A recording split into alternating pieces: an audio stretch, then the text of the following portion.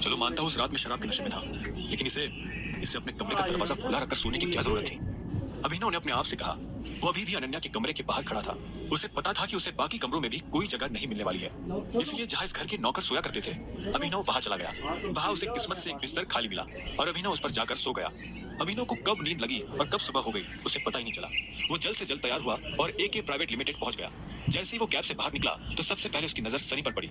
सनी ने भी उसे देखा और चालाकी से मुस्कुराते हुए बोला, आहा, देखो जरा कौन आया है, सिक्योरिटी। वो अभिनव को अंदर नहीं आने देना चाहता था। सनी की एक आवाज पर सिक्योरिटी वाले वहां आकर खड़े हो गए। सनी ने कहा, इस फटीचर को अंदर मत घुसने देना, यह अकरम सर को परेशान करने के लिए यहाँ आया है। सुनते ही सिक्योरिटी वाले अभिनव का रास्ता रोककर खड़े हो गए। सनी अभिनव और सिक्योरिटी के बीच में आकर खड़ा हुआ और बोला, अभिनव, तुम्हें एक एडवाइस दूं, अपनी गरीबी को एक्सेप्ट कर लो और लाइफ में उसके हिसाब से आगे बढ़ो। तुम्हारे पिताजी अकरम सर की गाड़ी चलाते थे, तो इसका मतलब ये थोड़ी ना हुआ कि वो दोनों दोस्त थे। जब तुम्हारे पिताजी का अकरम सर के साथ घूमने से कोई फायदा नहीं हुआ, तो तुम्हें उनके आगे पीछे घूमने से क्या मिल जाएगा?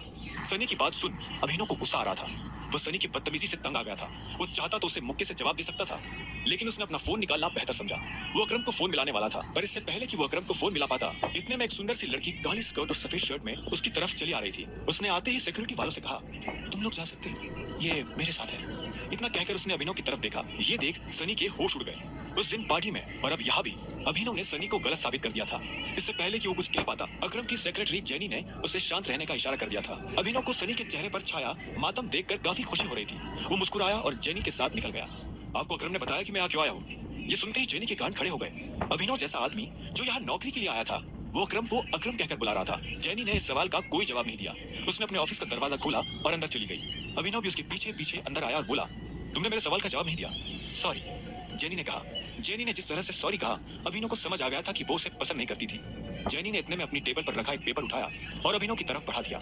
अभिनव ने पेपर लिया और उसे पढ़ने लगा। उस पेपर पर उन नौकरियों के नाम लिखे थे जो अभिनव कर सकता था। अभिनव कौन सी नौकरी करना चाहता था, यह अधिकार भी अकरम ने ही उसे दिया था।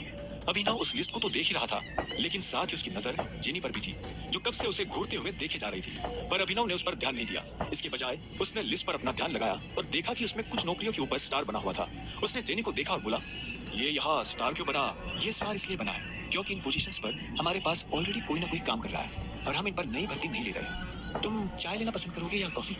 मैं मैनेजर बनना पसंद करूंगा। अभिनव ने भी उसके सवाल का जवाब ना देते हुए कहा। ऐसे में जेनी बोली, लेकिन मैनेजर की पोजीशन पर पहले से स्टार बना हुआ है। आप पता है मुझे, तो जिस पोजीशन पर पहले से कोई बैठा हुआ है उस पर तुम कैसे बैठ सकते हो? तुम क्या उस एम्प्लॉय को कंपनी से बाहर करवाना चाहते हो? मैंने तो ऐसा नहीं कहा, मैं बस इतना जानता हूँ कि लिस्ट मुझे तुम्हें नहीं दी थी। हाँ, लेकिन तुम्हारा नाम? जेनी। जेनी ने गुस्से में कहा। अभिनव के सवालों से उसे चिढ़ हो रही थी। अभिनव को उसके नाम से कोई मतलब नहीं था। उसने आखिर में कहा, देखो जेनी, इसमें मेरी कोई गलती नहीं है। तुमने मुझे लिस्ट लाकर दी, मैंने उसमें से अपनी पसंद की पोस्ट चुन ली। अब आगे क्या करना है वो तुम देखो। अभिनव ने कहा। वो जो मांग रहा था सोच समझकर मांग रहा था। वैसे तो पूरी कंपनी ही उसकी थी और वो जल्द से जल्द इसे संभालना चाहता था, लेकिन मॉन्टी के आ जाने से पहले वो ऐसा कुछ नहीं कर सकता था। ऐसे में उसने मैनेजर की पोस्ट ही मांग ली थी ताकि वो अनन्या और उसके माता पिता के सामने अपनी काबिलियत साबित कर सके। ठीक है मिस्टर अभिनव, तो अब मुझे तुम्हारे बारे में कुछ जानकारियों की जरूरत पड़ने वाली है और तुम्हारा ऑफिस कल से शुरू हो जाएगा, जेनी ने कहा। अभिनव ने हाँ में सिर हिलाया और वहां से निकल गया। सनी को अभी भी समझ नहीं आ रहा था कि आखिर अभिनव वहां क्या लेने आया था। उधर अभिनव को लगा कि अब कल से नौकरी पर जाने के लिए उसे नए कपड़ों की जरूरत पड़ने वाली है। कपड़ों के साथ साथ उसे अपना फोन भी बदलने की जरूरत थी। अकरम का दिया हुआ चेक उसकी जेब में ही रखा हुआ था। अब जो कि अनन्या के माता पिता आए हुए थे, तो उनको और हरदेव पाल को दिखाने के लिए अभिनव जानता था कि उसे उनके साथ उन्हीं के घर में रहना पड़ेगा और नौकरों के कमरे में ही सोना पड़ेगा। लेकिन वो इतनी आसानी से हार मानने वाला नहीं था। वो ये साबित कर देने वाला था कि वो इस दुनिया का सबसे बेस्ट दामाद है। अभिनव अपने चेक से पैसे निकालने के लिए बैंक चलाया। तभी उसकी नजर प्रणव से मिली। प्रणव उन लोगों में से था जो अभिनव की गरीबी का मजाक उड़ाया करता था। जैसे उसने अभिनव को बैंक के अंदर आते हुए देखा तो बोला, अरे वाह, देखो तो कौन आया है। प्रणव खुद एक बैंकर था। वो अरबपति तो नहीं था, लेकिन उसके पास अच्छी खासी दौलत थी। वो दिखने में भी स्मार्ट था। वो अभिनव को इसलिए जानता था क्योंकि अभिनव इस बैंक में यूं के काम से आया करता था। हालांकि वो दिखने में अभिनव के आगे कुछ नहीं लगता था, लेकिन उसमें और अभिनव में एक ही फर्क था, गरीबी का। हेलो, मुझे थोड़े पैसे निकालने हैं, अभिनव ने कहा और प्रणव को चेक दिखाने लगा। प्रणव ने बिना चेक देखे कहा, चेक से? तुम्हें पता है ना, चेक से सिर्फ बड़ी रकम ही निकाली जा सकती है। मेरा अमाउंट बड़ा है, यहाँ काउंटर पर नहीं निकल पाएगा, इसलिए मैं मैनेजर से मिलना चाहता हूँ। ये सुनते ही प्रणव जोर जोर से हंसने लगा और बोला, तुम्हें उसकी जरूरत नहीं पड़ेगी, मुझे अपना चेक दिखाओ। अभिनव ने गुस्से में प्रणव को अपना चेक दिखा दिया। प्रणव ने बिना देखे अभिनव और बाकी लोगों की आंखों के सामने चेक फाड़ दिया। अभिनव प्रणव पर चिल्ला उठा, तुम्हारा दिमाग खराब है क्या? सिक्योरिटी को बुलाओ और इस आदमी को अभी के अभी बाहर निकलवाओ यहाँ से। फर्जी चेक लाकर बैंक वालों को बेवकूफ बनाता है। अभी पुलिस बुलाकर तुझे अंदर करवाता हूँ, प्रणव ने कहा। इधर अभिनव ने अपने फाड़े गए चेक के टुकड़ों को मुट्ठी में भरा और गुस्से में अपनी मुट्ठी भींच ली। इतने में सिक्योरिटी वाले आए और उन्होंने अभिनव को चारों तरफ से घेर लिया। छोड़ो मुझे, छोड़ो, अभिनव ने कहा और गार्ड्स के हाथ से खुद को छुड़ाने की कोशिश करने लगा, लेकिन वो लोग उसे छोड़ नहीं रहे थे। प्रणव और बाकी लोगों को अभिनव को इस हाल में देखकर अच्छा लग रहा था। जब वो लोग अभिनव को लेकर बाहर जा ही रहे थे कि तभी इतने में उन्हें किसी परफ्यूम की खुशबू आई। पूरा कमरा उस परफ्यूम की खुशबू से भर गया था। इससे पहले कि अभिनव देख पाता ये खुशबू कहां से आ रही थी, उसे एक आवाज सुनाई दी। क्या हो रहा है यहाँ? यह आवाज और किसी की नहीं बल्कि बलराज की थी। उसने अभिनव को दूर से ही पहचान लिया था। बलराज को देखते ही अभिनव की जान में जान आ गई थी।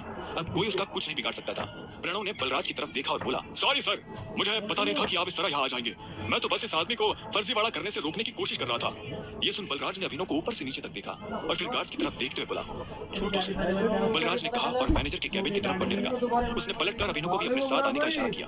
अभिनव चुपचाप बलराज के पीछे चला जा रहा था। प्रणव और बाकी लोगों को समझ नहीं आ रहा था कि बलराज अभिनव को अपने साथ क्यों ले जा रहा है। जब प्रणव भी उनके पीछे जाने लगा तो बलराज ने पलटकर कहा, मैंने कहा तुम्हें मेरे साथ आने को। नहीं सर। बलराज ने उसे घूरा तो प्रणव के पैर थमे के थमे रह गए। अभिनव को बलराज का ये बर्ताव देख घबराहट हो रही थी। वो बस यही उम्मीद कर रहा था कि बलराज ऐसा कुछ ना कर दे जिससे उन लोगों को अभिनव की पहचान के ऊपर शक हो जाए। बलराज भी ये बात समझता था, इसलिए उसने प्रणव को देखते हुए कहा, अगर इसने कुछ गलत किया है तो इस बारे में मैनेजर को पता होना चाहिए। अगर तुम अपने लेवल पर एक्शन लोगे तो हो सकता है कि मैनेजर बुरा मान जाए। जी सर, प्रणव ने हाँ में सिर हिलाते हुए कहा। बलराज ने अभिनव को घूरा और उसे अपने साथ अंदर आने का इशारा करने लगा। दोनों एक साथ मैनेजर के बड़े से कैबिन में दाखिल हो गए थे। मैनेजर अपनी कुर्सी पर बैठकर कंप्यूटर पर काम कर रहा था। बलराज ने उसका ध्यान अपनी तरफ खींचने के लिए दरवाजे को जोर से बंद किया। अचानक से मैनेजर की नजर दरवाजे पर पड़ी। जब उसने देखा कि सामने बलराज खड़ा है तो मैनेजर खुद अपनी कुर्सी से खड़ा हो गया। बलराज सर, आप यहाँ कैसे? मुझे बुलवा लिया होता। बलराज ने उसे खींचते हुए देखा और बोला, वैसे तो मैं यहाँ कुछ काम से आया था, लेकिन बाहर जो मैंने तमाशा देखा तो मुझे लगा कि पहले उसके बारे में तुमसे बात कर लेनी चाहिए। तुम्हें पता है ये साहब कौन है? मैनेजर ने अभिनव की तरफ देखा। उसकी नजर उसके चेहरे से फिसलते हुए उसके हाथों और आखिर में उसकी अंगूठी पर चली गई। जैसे ही उसने अंगूठी पर बने उस निशान को देखा तो मैनेजर का मुंह खुला का खुला रह गया। उसके मुंह से निकला, बाप रे बाप, ये टाइगर है। ये कौन है? अभिनव ने बलराज से पूछा। ये उस टीम का आखिरी हिस्सा है जिस टीम के तुम कैप्टन हो, टाइगर। बलराज ने अभिनव को मैनेजर से इंट्रोड्यूस करवाते हुए कहा। अभिनव को इस बात पर विश्वास ही नहीं हुआ। प्रणव जिस मैनेजर के लिए काम करता था वो मैनेजर अभिनव के लिए काम करता था। इससे पहले कि अभिनव कुछ कह पाता, मैनेजर उसके पैरों में आकर गिरा और बोला, टाइगर, आपको यहाँ कितनी देर हुई और मैं आपके लिए क्या कर सकता हूँ? फिलहाल तो आप मेरे पैरों में से उठ जाइए। आपको और इनको छोड़कर किसी को नहीं पता कि मैं टाइगर हूँ, अभिनव ने कहा। ये सुनते ही मैनेजर अपनी जगह पर खड़ा हो गया और बोला, आपको देखकर बहुत अच्छा लगा। अब आप आ गए हैं तो हमें जरूर इस मुसीबत से बाहर निकाल ही लेंगे। वो सब तो ये कर ही लेंगे, लेकिन उससे पहले आपको अपने नौकरों को सबक सिखाना पड़ेगा, क्योंकि अगर मैं सबक सिखाने पर आ गया तो आपको पता ही है क्या होगा। बलराज ने कहा और अभिनव के साथ जो हुआ उसने मैनेजर को सब बता दिया। ये सुनते ही मैनेजर का खून खौल उठा। उधर जब अभिनव और बलराज मैनेजर के कैबिन में खड़े थे तब इधर एक हट्टा कट्टा सा आदमी स्विमिंग पूल में काला चश्मा लगाकर खड़ा था। उसकी आंखों पर चश्मा, गले में सोने की मोटी चैन और बगल में विस्की का गिलास था। उसकी बाहों में बिकने पहने हुए एक लड़की खड़ी थी। वो आदमी लड़की के गालों को सहला रहा था। तभी उसे किसी के पैरों की आवाज सुनाई दी। उसने देखा उसका सेक्रेटरी भागते हुए उसके पास आ रहा था। सेक्रेटरी उस आदमी के पास आया और बोला, सर, अभी खबर मिली है कि टाइगर लौट आया है। ये सुनते उस आदमी का हाथ रुक गया। उसने लड़की के गाल पर से हाथ हटाया और हाँ में सिर हिलाते हुए सिगार पीने लगा। आप कहते हैं तो? सेक्रेटरी आगे कुछ कहता, उससे पहले उस आदमी ने कहा, अभी नहीं, अभी तो आया है, थोड़ा उछल कूद करने दो, पर हाँ, इस बार उसे पिंजरे में डालने की गलती नहीं करनी है। सेक्रेटरी ने हाँ में सिर हिलाया और वहां से निकल गया। Who is tiger? बगल में खड़ी उस लड़की ने पूछा। उस आदमी ने जवाब में सिगार से एक लंबा कश लिया और धीरे धीरे उसका धुआं आसमान में छोड़ने लगा। अब आगे क्या होने वाला था, क्या करने वाला था मैनेजर प्रणव के साथ, और कौन था ये आदमी, जानने के लिए सुनते रहिए द रिटर्न ऑफ टाइगर, सिर्फ पॉकेट एफएम पर। यार मुझे भूख लग रही है। बस हीरो की रोटी खा लेती, तगड़ी भूख लग रही थी यार। थोड़ा सा मसाला अभिनव